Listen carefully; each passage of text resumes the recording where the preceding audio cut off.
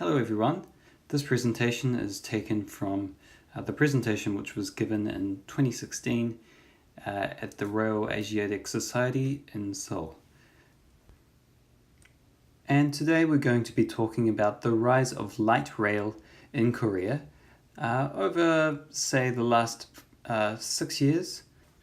So over this time we've seen cities move away from building heavy rail, which is traditionally used for subway lines, to other types of rail systems. So let's have a look at what those are. Let's start by looking at the history of light rail in Korea, and that all started with the failure of the Wolmido Monorail. Now this was supposed to be completed in 2009, but unfortunately things really didn't go according to plan. The monorail during test operations, and this photo here will be a photo of the test operations, there were a couple of accidents which involved things falling off the monorail and actually falling and injuring a person. Following an investigation, it was found that there was basically too many things wrong with the Wolmi monorail, and it was decided that it would be scrapped.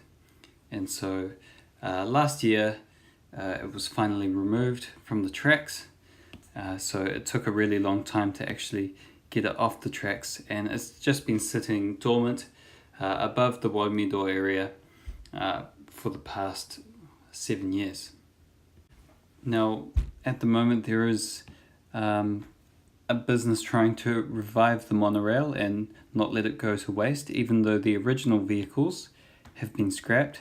Another company is trying to install these kind of tourist mini pods that will use the monorail track.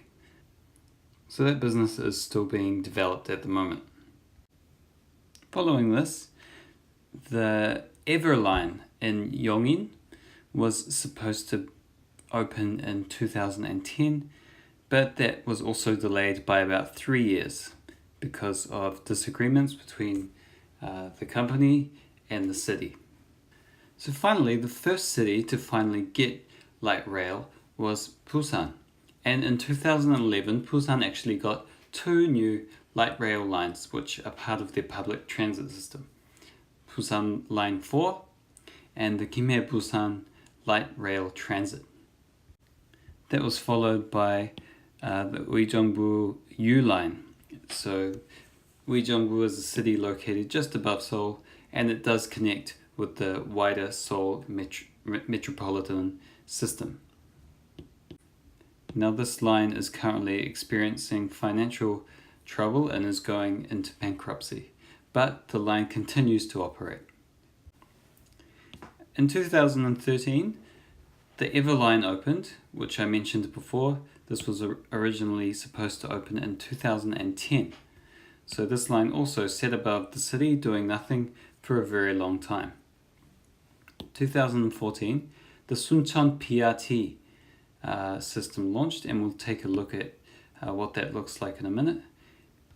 And in 2015, Daegu launched their monorail, which became Line 3 for the city's metro system. Of course, Lines 1 and 2 are underground subway lines, but Daegu's Line 3 travels above ground and between buildings. And lastly, in 2016, Incheon Airport Maglev was opened, and Incheon's Line 2 was opened as well. So let's have a look at what some of these lines look like. Let's take a look at some of the different systems being used. The most popular form of light rail is the AGT. Now AGT stands for Automated Guideway Transit. And there are 2 types of AGT vehicles. One is the rubber-wheeled vehicle, which is used on Busan's Line 4 and also the U Line. The other type is the steel-wheeled vehicle, which is in use on Busan's Gimhae Rapid Transit, and it's also used on Incheon's Line 2. Now Incheon Line 2 is both above ground and underground. And here's another example of the steel-wheeled vehicle being used on the Everline. Then we have the monorail, which is being used in Daegu. This is the urban maglev, which uses magnets to levitate rather than wheels. So it's an urban maglev, so it's not a super fast train like you might imagine in China or Japan, but it does travel very smoothly around a small track next to Incheon International Airport.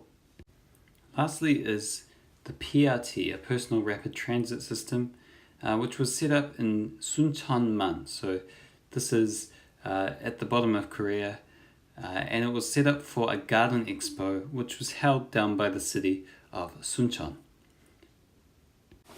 Now these are automated pods that can sit about 4 people and travel back and forth around a small track. One thing you will notice about all of these systems is that they are all automated.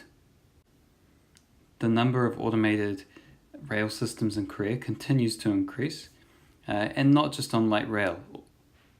There are also lines like the Shinbundang line, which is a standard subway line, but it is automated.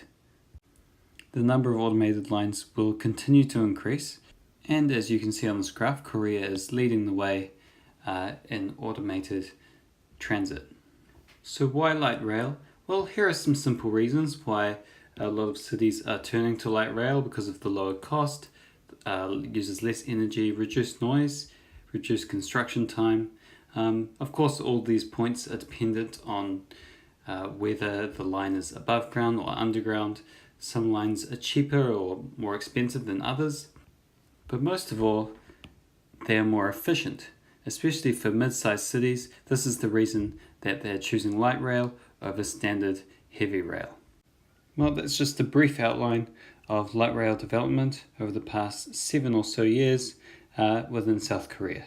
Thanks for listening.